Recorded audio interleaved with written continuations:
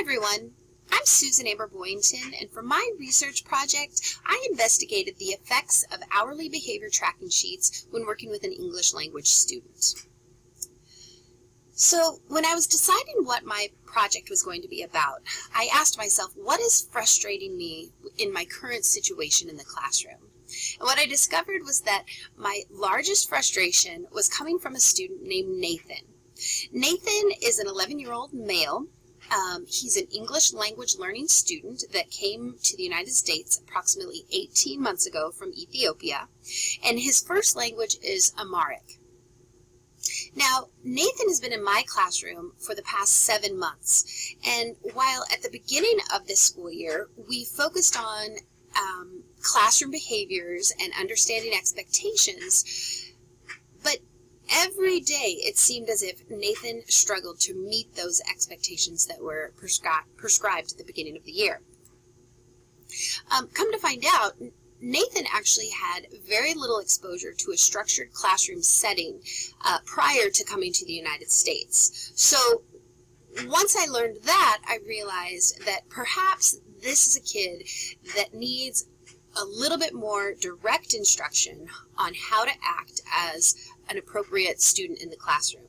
In fact, when I was talking to a colleague about frustrations that I was having with Nathan, mentioning that he just couldn't seem to stay in his seat, he couldn't prevent himself from blurting out, he seemed to be showing disrespect to others, she actually mentioned to me, she said, "Amber, it sounds as if this student just doesn't know how to do school."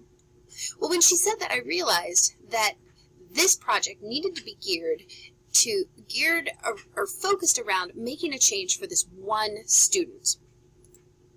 So the focused concern of my project, the area that I wanted to address for Nathan, was his poor ability to focus in class. He simply could not stay on topic no matter what it was that we were working on. He always seemed to be in constant motion. Now, I can tolerate quite a bit of motion in the classroom. Getting up, moving around doesn't really bother me. But when a student charges the whiteboard at the front of the room in the middle of direct instruction, that can create difficulties for the learning environment, or difficulties in the learning environment for other students. He seemed to be interrupting others in the classroom quite often. When a student was called on to answer a question, he would blurt out the answer before they were even given a chance to process or come up with an answer on their own.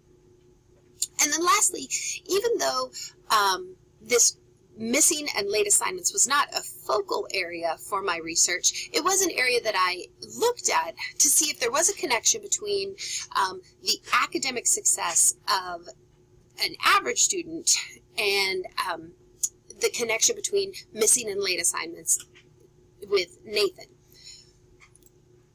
Now, as part of my data collection, I needed to know if these frustrations, the things that were bothering me about his classroom performance, if those were things that he was only exhibiting in my sheltered ELL math class, or was he also demonstrating these things in his other core areas?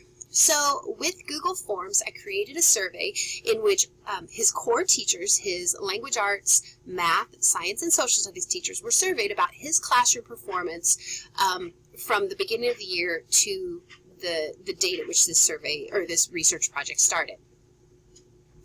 The survey questions that I gave to the different staff members and his core teachers, they related to his ability to focus in class, the ability to stay in his seat, and also to respect those within the classroom. I just wanted to know, did he even know how to do those things, and how often was he able to accomplish them? Now, the results from the pre-survey indicated that my frustrations were shared by his other core teachers as well. His on-task behaviors were very minimal, and his off-task behaviors were very high. When asked about how often he needed redirects within the classroom setting, all teachers reported that Nathan needed redirecting over 5 times per class period. So if our class period is 50 minutes long, and that would be at least 1 redirect every 10 minutes with Nathan. However, 5 times over 5 times per class period was the highest measure that I put on the survey. So had I put 10 times per class period, I'm sure there would have been teachers that would have marked that box as well. So once we determined that this frustration was shared across Nathan's entire core teacher, all of his entire schedule throughout the day, I began doing some research to find out what could we do to make a change for this student. And one of the things that I found was that we needed to take action, not only for Nathan and helping him to learn what was expected in a classroom, but also for the students that are in the class with him. Neurologists Sam Wang and Sandra Ahmet suggest that disruptive students can lower the test scores and academic achievement of the entire classroom. So when Nathaniel was having outbursts or interrupting others, it wasn't just penalizing him, it was penalizing all of the other students within the classroom. So my first step was to consult the PRIM, the Pre-Referral Intervention Manual. It is one of my most favorite books that I have ever purchased and used within my classroom. If you haven't used it before, you look for a specific behavior within this manual that you find frustrating. In this case, it might be exhibiting off-task behaviors within a classroom. Once you find that within the book, it lists 50 or more different interventions that you can do before actually taking the student through maybe like an MTSS process. This would be level 1 interventions that you would do within your classroom. So what this manual suggested was that student goal setting would be very beneficial, and developing specific strategies to achieve those goals with Nathan could help deter some of these off-task moments that he was exhibiting in class. So one other site that I looked at was the Scholastic Parent Resource site, and Michelle Anthony actually wrote an article, and in her article she suggests that in order to support children on their impulse control, because I believe that Nathan struggled with his impulse. He just, once he got a thought about something, he had to react. So in order to support children in their impulse control, she recommended setting up an environment where self-control is consistently rewarded throughout the day. So that's what we did. Along with his core teachers, we developed a plan or an hourly behavior tracking sheet that Nathan would carry to each of his core classes throughout the day. Over to the right of your screen, you can see that's an example of what his behavior tracking sheet looked like. Now, we use these sheets to track data about Nathan over the next 3 weeks. And he was part of the process on developing the point system involved in this behavior tracking sheet. But what his rules or guidelines were was that he needed to take this tracking sheet to every one of his core teachers throughout the day at the end of the hour. At the end of the hour, the teacher would then circle whether or not Nathan had scored a 2, a 1, or a 0 in each of the 3 focused areas. A 2 represented that he had met the expectation for the hour. A 1 meant that he needed to be reminded about the expectation once or twice, and then a 0 meant that he needed frequent reminders about how to behave and meet the expectations in that class. Now, with Nathan's help, we decided that if he received an average of 5 points per day, or an average of 5 points per hour, looking at the entire day and adding the points, dividing them by the 7 class periods that he has, if he had an average of 5 or above, then he would receive free student-selected technology time at the end of the day during his homeroom class. He loves technology and doesn't have it at home and tries every way in the world to be able to access it in class. So after 3 weeks of carrying this reflection sheet or this behavior tracking sheet with him, these are the results, these are the average scores that he received throughout the 3 weeks. Now, notice that anything above the 5.0 line means that he met the expectation for the day. What we notice is that right around the beginning of week 2, he drops off significantly, and the reason those averages dipped down was because he simply wasn't turning the sheets into the teachers anymore at the end of the day.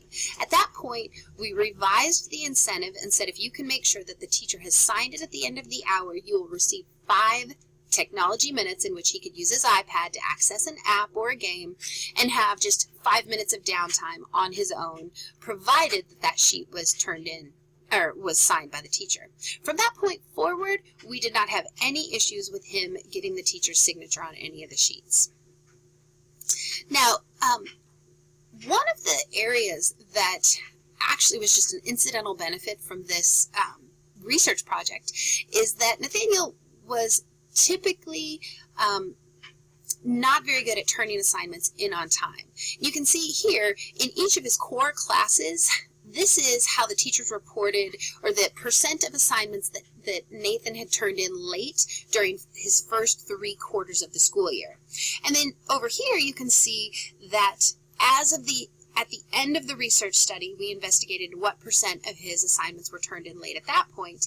And in each class, the number of missing and late assignments had decreased, or the percent had decreased significantly. That was just an incidental benefit. It wasn't anything that was on the behavior tracking sheet, nor was it anything that we had focused on improving.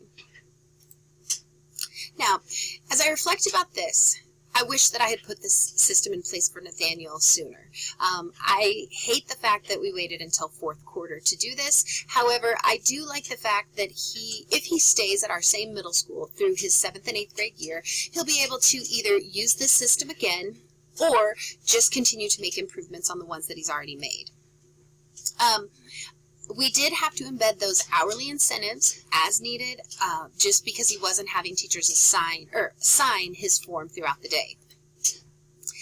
I know that I would be more deliberate about incorporating the targets for reducing late and missing assignments. I didn't even think about that at the beginning of this research study, but now that I see that it is an issue and it is one that he can correct, I would definitely put that in if I needed to do this behavior tracking sheet again with Nathan. Now, as I look into the future, I know that I'll be going to his 6th grade core teachers and sharing these results with them and showing the improvements that he's already made. However, through conversations and the post-survey, they see the improvements that he's made so far.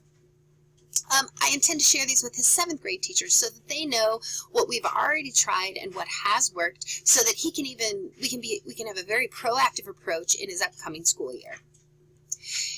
I know also that Nathan, given that he was still considered a newcomer this year, will be in sheltered ELL classes for the next 2 years, and so that means he will be with me. I will make sure to monitor him very closely, especially at the beginning of each school year, to make sure that he is still understanding the expectations of what it means to be a good student in our classrooms. Well, thank you so much for your time, for listening to the information about my research project. I hope maybe you can use it in the future with maybe one of your students that isn't performing the way that you need them to. Have a great weekend.